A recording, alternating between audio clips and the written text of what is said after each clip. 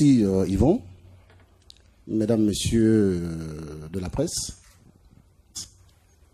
ici au Presse Club de Bruxelles, où nous allons encore une fois parler du Gabon. Gabonaise, les autorités de fait et l'Union européenne. Ce dialogue, je veux le dire tout de suite, nous le dénonçons.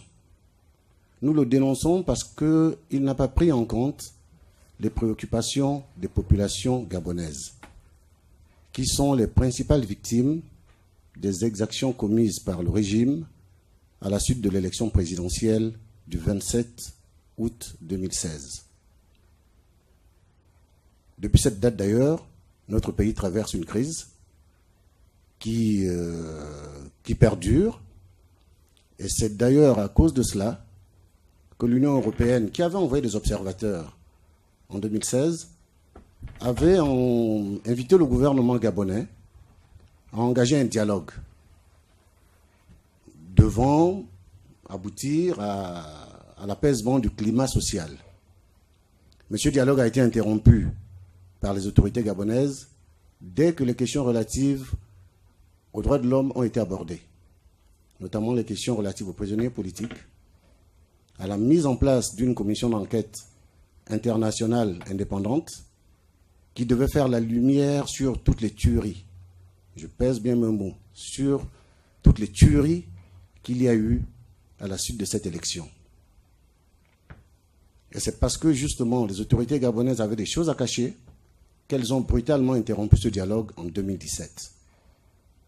En essayant de se réfugier derrière une prétendue saisine de la CPI, qui, d'après les autorités gabonaises, était seule habilitée à commettre une enquête. Ce qui, à mon sens, était une démarche spécieuse. Et mon ami maître Fabien Méré, qui est juriste et qui est avocat, va certainement donner des éclaircissements à ce sujet. Mais moi, ce que je voudrais rappeler ici, c'est que si les autorités gabonaises ont entrepris de reprendre le dialogue avec l'Union européenne, c'est par pur opportunisme et pour deux raisons essentielles. La première, c'est que le Gabon, il ne faut pas se le cacher, qui a d'énormes problèmes de trésorerie, qui a de gros soucis pour boucler son budget, a besoin des subsides et des concours de l'Union européenne. Il se trouve que les accords de Cotonou, signés en 2000, doivent arriver à échéance en 2020, donc dans quelques mois. Le Gabon ne pouvait donc pas, quand je dis le Gabon, j'entends les autorités gabonaises, ne pouvait donc pas se tenir en marge des futures négociations, ce qui allait les exclure de facto du bénéfice des concours apportés par l'Union européenne aux pays ACP. Et donc c'est pour cette raison essentiellement que les autorités gabonaises ont entrepris de reprendre le dialogue avec l'Union européenne. Elles ont aussi profité du fait que, en ce moment, l'Union européenne est représentée par une nouvelle ambassadrice, sans vouloir faire injure à cette dame, mais qui n'est pas au fait de la situation réelle. Son prédécesseur, M. Helmut Kulitz, pendant 2 ans, avait été tenu à l'écart de tout, marginalisé. Parce que justement, il voulait que les choses soient faites de manière transparente et suivant les standards de l'Union européenne. La nouvelle ambassadrice arrive, elle n'est au courant de rien, et en plus elle arrive sur un terrain miné où son prédécesseur était considéré quasiment comme persona non grata, donc elle essaie de donner des gages. Mais elle ne va pas donner des gages sur le dos des martyrs gabonais. Et c'est ça que nous dénonçons. Elle va accompagner sa mission, c'est très bien, mais elle ne peut pas l'accompagner en passant par perte et profit les douleurs de ce peuple qui a été meurtri en 2016. Et c'est pour cela que nous dénonçons ce prétendu dialogue.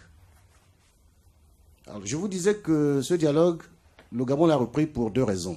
La première, c'est l'échéance des accords de Cotonou en 2020. Et la deuxième, c'est parce que nous sommes dans une situation politique tellement volatile et tellement incertaine qu'une élection présidentielle anticipée n'est pas à écarter. Et ils le savent, les dirigeants gabonais. Ils savent que nous pouvons aller, ou que nous risquons d'aller, vers une élection présidentielle anticipée. Évidemment, dans leur esprit, ils ne peuvent pas aller à une élection présidentielle sans avoir soldé l'ancienne, celle de 2016, qui pose problème. D'abord qu'ils n'ont pas gagné, et pour laquelle des tueries et des exactions ont été commises. Donc c'est pour cela aussi que les autorités gabonaises ont voulu reprendre langue avec l'Union européenne.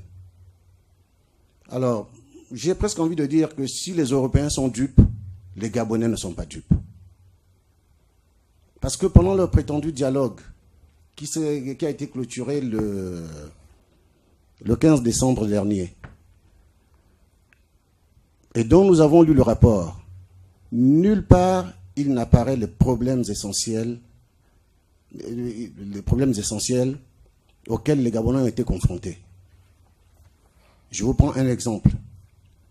Dans la nuit du 31 août au 1er septembre 2016, l'armée gabonaise, avec un hélicoptère et des troupes au sol, a procédé au bombardement du quartier général de campagne du candidat Jean Ping. Combien de personnes ont été tuées? Personne ne le sait. Combien de personnes ont été blessées? Personne ne le sait.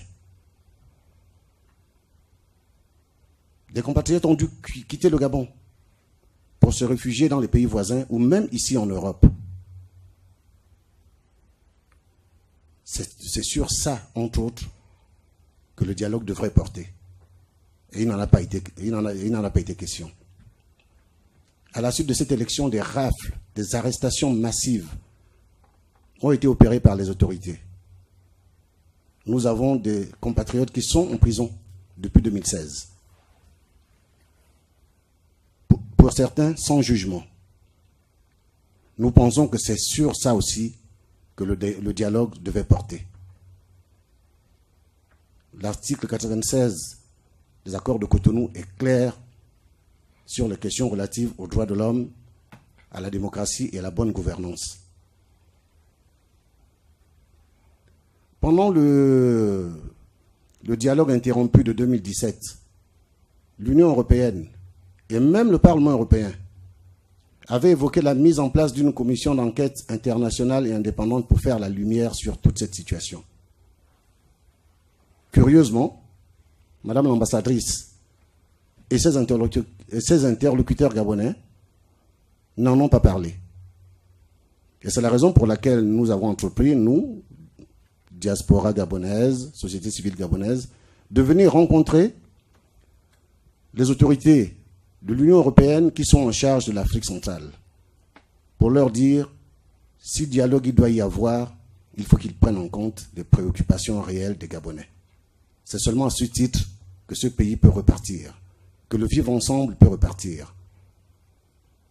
Parce que la duplicité de nos amis européens, nous ne la subissons que trop depuis des années. Nous avons au Gabon une population, particulièrement une jeunesse qui a des attentes, une jeunesse mondialisée, qui vit au rythme des jeunesses du monde entier.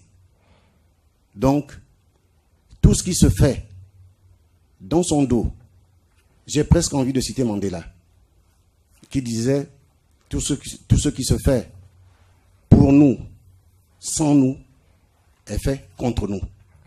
Donc ce dialogue qui s'est fait prétendument pour les Gabonais, sans les Gabonais, a été fait contre les Gabonais. Et c'est pour ça que nous appelons à un vrai dialogue qui intègre toutes les composantes de la société gabonaise.